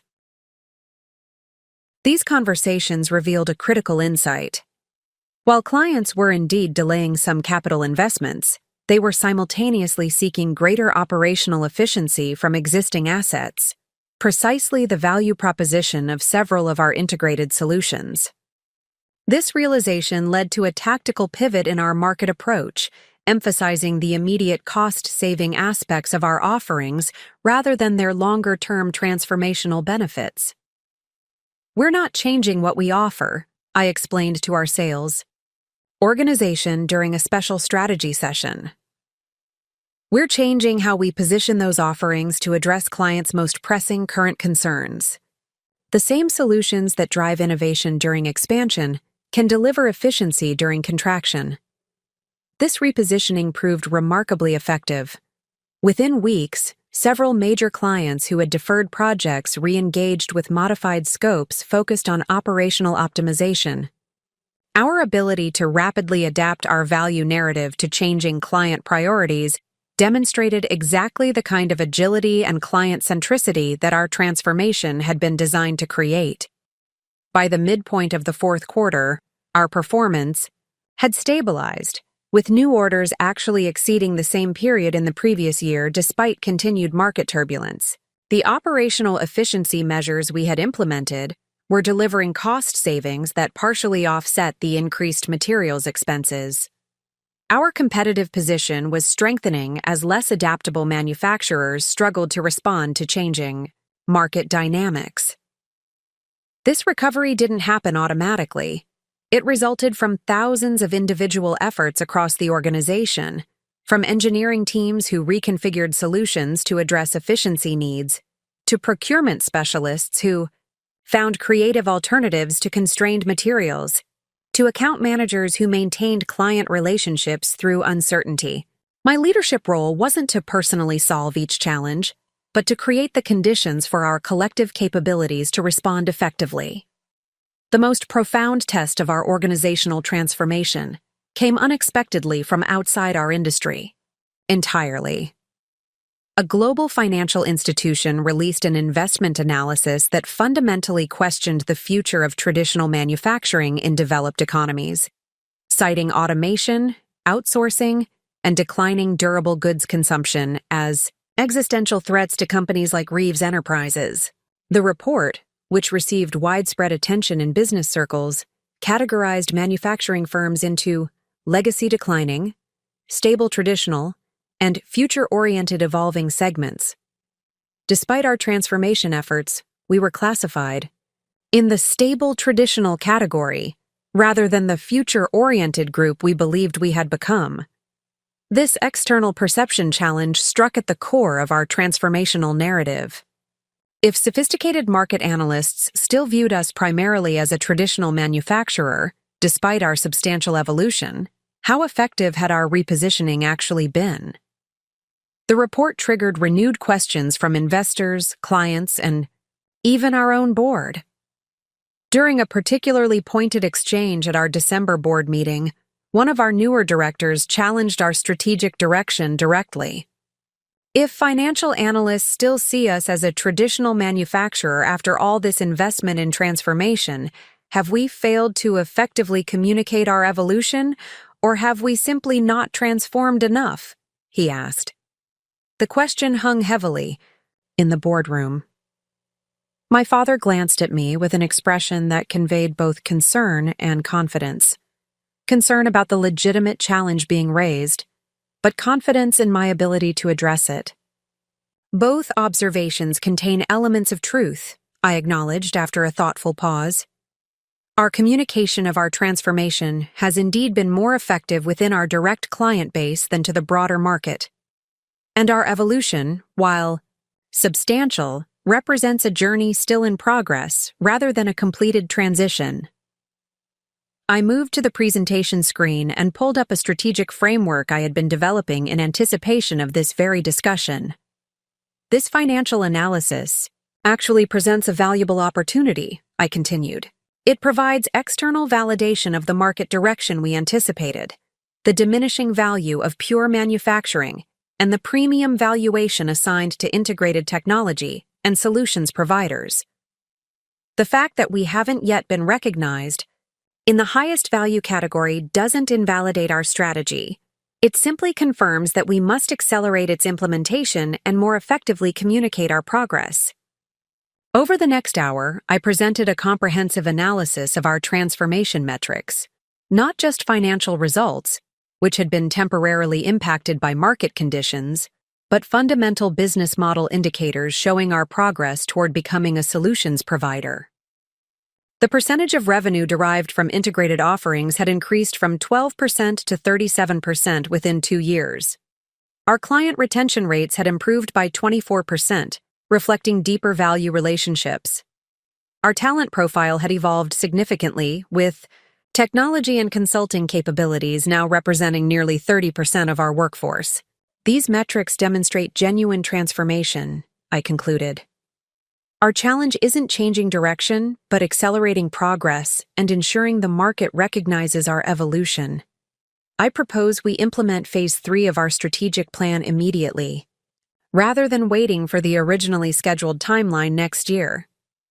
Phase 3 had been designed as the most ambitious aspect of our transformation, establishing Reeves as a platform provider whose technology would be licensed by other manufacturers to create their own integrated offerings. This approach would extend our impact beyond our direct manufacturing capacity and create high-margin recurring revenue streams less susceptible to economic fluctuations. It was a bold proposal to accelerate our most ambitious initiatives precisely when external conditions suggested caution. The board discussion was appropriately rigorous, examining risks, resource requirements, and market readiness for the platform concept. Harold Bennett, who had remained characteristically quiet during most of the exchange, finally spoke. "I'm reminded of a decision your grandfather made in 1954, he said, addressing me, but speaking to the entire board. During an economic downturn when competitors were retrenching, he invested in advanced machinery that most considered premature for the market. That decision positioned Reeves to capture enormous market share when conditions improved because we offered capabilities others couldn't quickly replicate." He looked around the table deliberately. "The measure of leadership isn't making bold moves during favorable conditions. It's having the courage to advance strategically when circumstances suggest retreat. Alexandra has demonstrated that courage consistently, and the results have validated her judgment even through temporary challenges." His intervention shifted the tenor of the discussion. After further deliberation, the board approved accelerating Phase 3 with quarterly review gates to manage risk during implementation. As the meeting concluded, my father pulled me aside. "That was impressive," he said quietly. "Not just the strategic thinking, but how you handled the challenge. You didn't become defensive or double down without thoughtful consideration. You acknowledged legitimate concerns while maintaining conviction in our direction." His observation highlighted an important aspect of leadership I had developed through the recent challenges: the capacity to simultaneously acknowledge difficulties while maintaining strategic clarity. This balance had proven essential for maintaining organizational confidence through uncertainty. The decision to accelerate our platform strategy proved timely. Market research conducted in early preparation for the initiative revealed that several technology companies were developing similar concepts for our industry, potentially positioning themselves between manufacturers and end users in the value chain. By advancing our timeline, we established our solution before these potential competitors could gain traction. The platform launch, scheduled for the industry's largest trade show in March, became our organization's primary focus. Cross-functional teams worked intensively to develop the underlying architecture, client interfaces, implementation methodology, and go-to-market strategy. The energy throughout the company was palpable, a shared commitment to proving external perceptions wrong by definitively establishing Reeves as an industry innovator rather than merely a high-quality traditional manufacturer. I remained directly involved throughout the development process, not micromanaging technical details, but ensuring alignment between the platform's capabilities and our strategic positioning. My weekly reviews with the core team focused on strengthening the narrative connecting our manufacturing heritage to our technology future, establishing continuity rather than contradiction between our past and emerging identity. Our manufacturing expertise is our unique advantage in developing this platform, I emphasized during these sessions. Pure technology companies understand software, but lack deep knowledge of production realities. Our platform will succeed precisely because it bridges the physical and digital aspects of industrial operations in ways others can't replicate. This perspective became central to our market positioning. Rather than presenting our platform as a departure from our manufacturing identity, we framed it as an evolution informed by our production heritage. Technology developed by manufacturers for manufacturers, embedding practical operational knowledge that theoretical solutions couldn't match. The trade show launch exceeded even our optimistic projections. Our booth, strategically positioned at the main entrance to the exhibition hall, featured a dramatic multimedia presentation showcasing the platform's capabilities. Continuous demonstrations drew crowds throughout the event, with particularly strong interest from mid-sized manufacturers who recognized the platform as a way to access capabilities they couldn't develop independently. Most gratifying was the response from industry analysts who had previously categorized us as traditional manufacturers. Several published real-time updates from the show floor specifically highlighting our platform as evidence of manufacturing's evolution toward technology-enabled business models. One prominent analyst whose firm had contributed to the earlier financial report explicitly revised their categorization, moving Reeves Enterprises from stable traditional to future-oriented, evolving based on the platform demonstration. Reeves has executed perhaps the most successful manufacturing-to-solutions transformation we've observed, he wrote. Their new platform represents not merely a product extension, but a fundamental business model evolution that positions them for leadership in industrial technology integration. By the show's conclusion, we had secured 12 platform implementation commitments from manufacturers across 4 different industry verticals, validating both the technical solution and the market demand. The platform subscription model would create predictable, high-margin revenue streams that complemented our manufacturing operations while extending our market impact beyond our direct production capacity. The success validated our decision to accelerate rather than retreat during challenging market conditions. By maintaining strategic conviction through temporary turbulence, we had emerged with strengthened market position and clearer differentiation from traditional competitors. The experience reinforced a leadership principle I had intuited, but now understood with greater clarity. Genuine transformation requires unwavering commitment, precisely when external circumstances create pressure to revert to comfortable patterns. 3 years into my tenure as CEO, with the platform initiative successfully launched and market recognition of our transformation firmly established, I felt a sense of completion regarding the first major chapter of my leadership. We had definitively evolved from a traditional manufacturer into an integrated solutions provider, with the organizational capabilities, market position, and financial model to sustain this identity through changing conditions. This milestone prompted reflection on the journey from being passed over for leadership in favor of my brother to my current position guiding a successful organizational transformation. The path had been neither direct nor easy, requiring persistence through unjust setbacks and the courage to advocate for my capabilities when they weren't being recognized. The difficult nature of that journey had actually strengthened my leadership in ways a smoother path might not have. Having experienced the frustration of capable contributions being overlooked, I was particularly attentive to identifying and developing talent throughout the organization, regardless of traditional credentials or personal background. Several of our most innovative concepts had emerged from employees whose insights might previously have been dismissed due to their position or department. Teresa Valdez epitomized this principle. Having successfully led the campus construction project, she had been promoted to Vice President of Operational Innovation, responsible for integrating advanced manufacturing technologies with our traditional production capabilities. Her practical knowledge combined with strategic thinking had proven invaluable in ensuring our technological evolution remained grounded in manufacturing realities. "I never imagined having this kind of impact," she confided during a planning session for our next-generation production systems.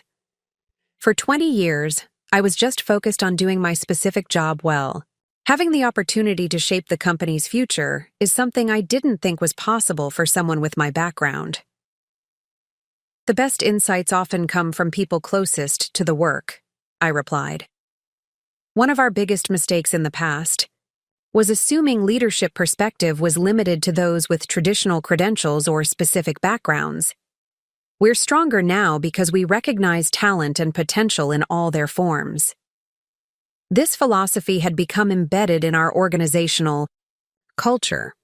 We had implemented structured programs to identify emerging leaders throughout the company, regardless of their current role or department. Cross-functional project teams deliberately included members from diverse organizational levels to ensure multiple perspectives informed decisions. These practices had not only improved our innovation capabilities, but also created unprecedented engagement and loyalty among employees who felt genuinely valued for their contributions. The transformation of our organizational culture paralleled the evolution of my relationship with Ethan. Through the challenges of the past year, our professional collaboration had deepened substantially.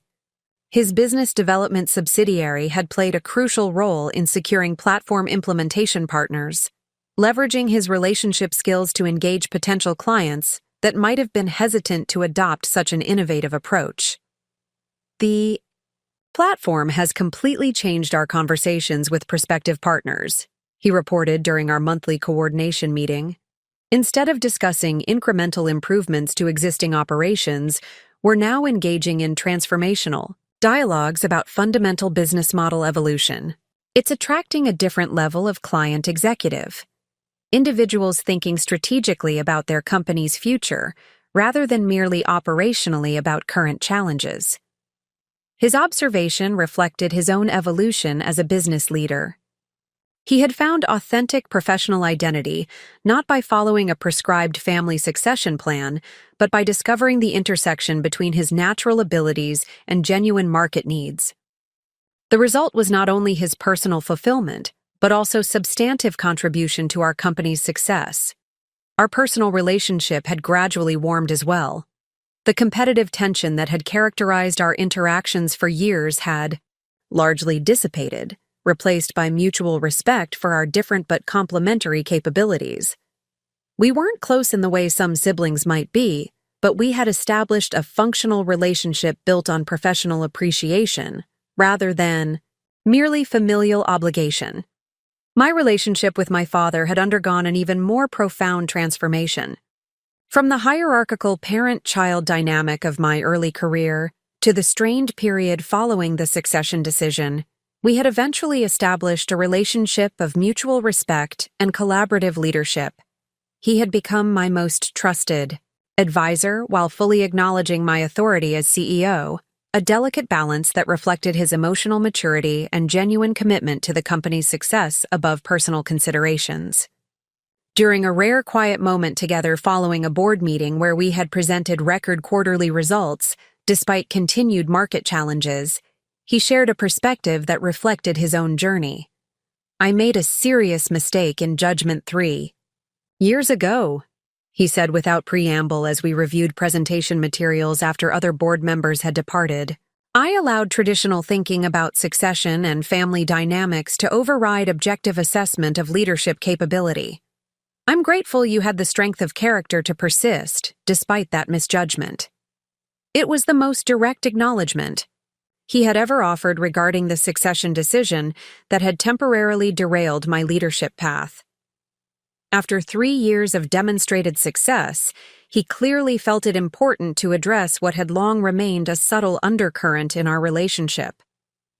"I've actually come to see that period as valuable, though I certainly didn't feel that way at the time," I replied after considering my response carefully. "The path through sales gave me perspective and capabilities I might not have developed otherwise." And having to advocate for my value rather than having it automatically recognized prepared me for challenges I've faced as CEO. He nodded thoughtfully. Perhaps, but that doesn't justify the initial decision. I should have recognized your readiness then, as clearly as everyone sees it now. We all have blind spots, I offered. What matters is willingness to revise our perspective when evidence suggests we should. My father smiled slightly. A diplomatic response worthy of a CEO. Then, more seriously, you've exceeded every expectation I had, Alexandra. You've transformed this company in ways I couldn't have envisioned while honoring the foundation your grandfather and I built. That's a remarkable achievement. Coming from him, this validation carried special significance, not because I still needed his approval professionally, but because it represented complete resolution of the tensions that had once threatened to permanently damage our relationship. We had moved beyond the hierarchical dynamic of my early career and the resentment of the succession period to establish a relationship based on mutual respect and shared commitment to the company's future. As we completed our third year of transformation and prepared to enter our fourth, Reeves Enterprises had been fundamentally reinvented while maintaining the quality foundation established through previous generations. Our financial results reflected this evolution. Revenue had increased by 68% over 3 years. Profit margins had expanded from 14% to 23%, and our market valuation had quadrupled. More importantly, we had established a sustainable business model that balanced manufacturing excellence with technology innovation, creating differentiated value that positioned us for continued leadership through industry evolution. Our platform strategy was generating high-margin recurring revenue while extending our market impact beyond our direct manufacturing capacity. Our integrated solutions approach had deepened client relationships from transactional to strategic, increasing retention and expanding share of wallet. The journey had not been without setbacks and challenges. We had navigated market turbulence, competitive pressures, perception barriers, and internal resistance. Each challenge had tested our commitment to transformation, while ultimately strengthening our resolve and refining our approach. Throughout this journey, I had evolved as a leader, from focusing primarily on proving my capabilities to developing organizational capacity for sustained innovation and adaptation. My leadership style had matured from individual achievement to collective enablement, from demonstrating personal competence to cultivating organizational excellence. The most profound aspect of this evolution was the recognition that leadership represents responsibility rather than vindication. While my initial drive had been partly motivated by desire to prove my worth after being overlooked, mature leadership required transcending personal considerations to focus entirely on organizational purpose and potential. Standing in my office, overlooking both our new innovation campus and the original manufacturing facility visible in the distance, I reflected on the completeness of the journey from overlooked potential to recognized leadership. The nameplate on my door, Alexandra Reeves, Chief Executive Officer, no longer represented personal validation, but rather organizational responsibility. The true achievement wasn't securing the position, but transforming it into a platform for meaningful impact that extended far beyond individual advancement. The path had been neither direct nor easy, requiring persistence through unjust setbacks, and the courage to advocate for my capabilities. Yet that difficult journey had ultimately prepared me to lead transformation with greater effectiveness than might have been possible through a smoother route to authority. The challenges that had once seemed unfair, had equipped me with perspectives and resilience essential for navigating organizational evolution through uncertain conditions. As Reeves Enterprises entered its fourth year of transformation under my leadership, I recognized that the most significant changes hadn't been in our business model or facilities, but in our understanding of what we could become, individually and collectively. We had moved beyond the constraints of tradition without sacrificing the values that gave that tradition meaning. We had proven that respect for heritage and embrace of innovation could coexist productively. The difficult path I had traveled to leadership had prepared me uniquely for guiding this evolution. What had once appeared to be rejection had ultimately been preparation for creating a more expansive vision than might otherwise have been possible. The name on the CEO's door wasn't merely a symbol of personal achievement, but a commitment to continued organizational transformation, building on the foundation established through 3 generations, while creating new possibilities for generations yet to come. 4 years into my tenure as CEO, Reeves Enterprises had firmly established its new identity as an integrated solutions provider. Our platform strategy had exceeded initial projections, with over 60 manufacturing partners implementing our technology across 12 industry verticals. The Innovation Campus had become a showcase for industrial transformation, attracting delegations from multinational corporations seeking insights into our evolution from traditional manufacturer to technology-enabled solutions leader. This successful transformation naturally raised the question of our next frontier. During our annual executive leadership retreat, held at a mountain resort 3 hours from headquarters, I posed this challenge directly to my senior team. We've accomplished the core transformation we envisioned 4 years ago, I said, as we gathered for our strategic planning session. The question facing us now is whether we're satisfied with our current scale and scope, or whether we see opportunity for further evolution. What are the boundaries of our ambition? The discussion that followed revealed a clear consensus. Our transformation had positioned us for global expansion in ways that wouldn't have been possible as a traditional manufacturer. Our technology platform and integrated solutions approach could create value across international markets, extending our impact far beyond our historical regional footprint. Our platform is inherently scalable, noted David Chen, our Chief Technology Officer. The marginal cost of supporting additional international clients is minimal compared to the revenue potential. The intellectual property we've developed transcends geographical boundaries in ways physical manufacturing never could. Laura, now our Executive Vice President of Strategy, built on this perspective. We've been approached by manufacturers in Europe and Asia inquiring about platform implementation. There's clearly international demand for our approach, particularly in markets transitioning from pure production to more integrated offerings. The global opportunity was compelling, but it represented a significant departure from our historical approach. For 3 generations, Reeves Enterprises had focused on controlled organic growth within familiar markets. International expansion would introduce complexities of cultural difference, regulatory variation, and extended operational oversight that our organization had never navigated. As discussion continued, I observed the natural division forming among my leadership team, those energized by the global opportunity versus those concerned about potential risks to our core business. Both perspectives had validity. The question wasn't whether international expansion presented opportunity, it clearly did, but whether our organization was prepared to pursue that opportunity while maintaining excellence in our established operations.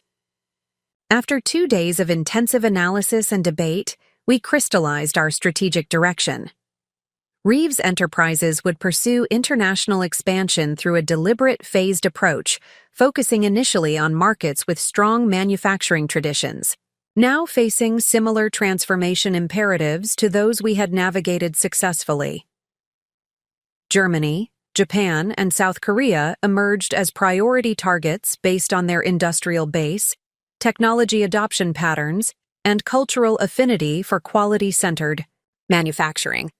Rather than attempting to replicate our full operational model internationally, we would lead with our platform and integrated solutions offerings, the most scalable aspects of our business with the highest potential returns. This approach would establish market presence and client relationships that could potentially support more comprehensive investment if justified by performance and opportunity.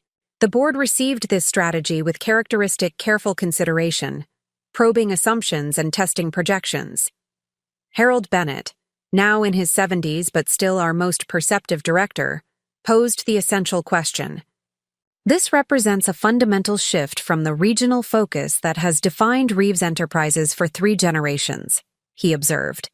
What gives you confidence that we can succeed internationally when we have no historical experience in these markets?